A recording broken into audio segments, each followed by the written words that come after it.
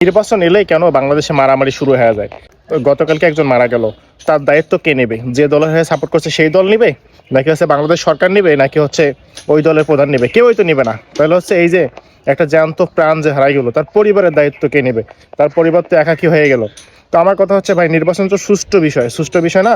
যেমন ধরেন Europe America যদি নির্বাচন হয় তাহলে তো কত সুন্দরভাবে হয়, কোনো মারামারি নাই, কোনো হানাহানি নাই, কোনো কাটাকাটি নাই, কোনো ঝগড়া নাই, বিবাদ নাই। হ্যাঁ, থাকলেও সেটা খুবই সীমিত। তাহলে হচ্ছে কথা হচ্ছে বাংলাদেশে কেন এমনটা হয়? বাংলাদেশে নির্বাচনের সময় কেন হচ্ছে মারামারি হয়, হানাহানি হয়, কাটাকাটি হয়?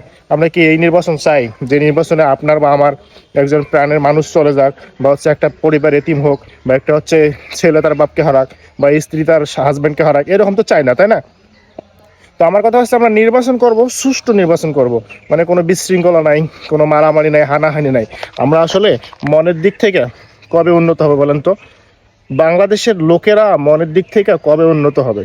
উন্নত হতে অনেক সময় লাগবে। তো আমরা যদি ট্রাই করি, আমরা কিন্তু মনের দিক থেকে উন্নত হতে পারবো আস্তে আস্তে। তো এই যে নির্বাচনগুলো যে হবে, আমরা এই নির্বাচনে আর একটা প্রাণও হারাতে চাই না, একটা পরিবারও এতিম হোক এরকম আমরা চাই না। আমরা চাই সকলে মিলে সুষ্ঠুভাবে ভোট যখন আসবে তখন ভোট দিব, তাই না? ভোট আসলে ভোট দিব, কিন্তু সুষ্ঠুভাবে দিব, কোনো বিশৃঙ্খল অবস্থায় না। আমরা চাই না আর একটা পরিবারের কারো একটা প্রাণ ঝরুক। সকলে নির্বাচনের দায়িত্ব সুষ্ঠুভাবে পালন করবেন, শান্তিতে পালন করবেন। সবাই ভালো থাকবেন। আসসালামু আলাইকুম।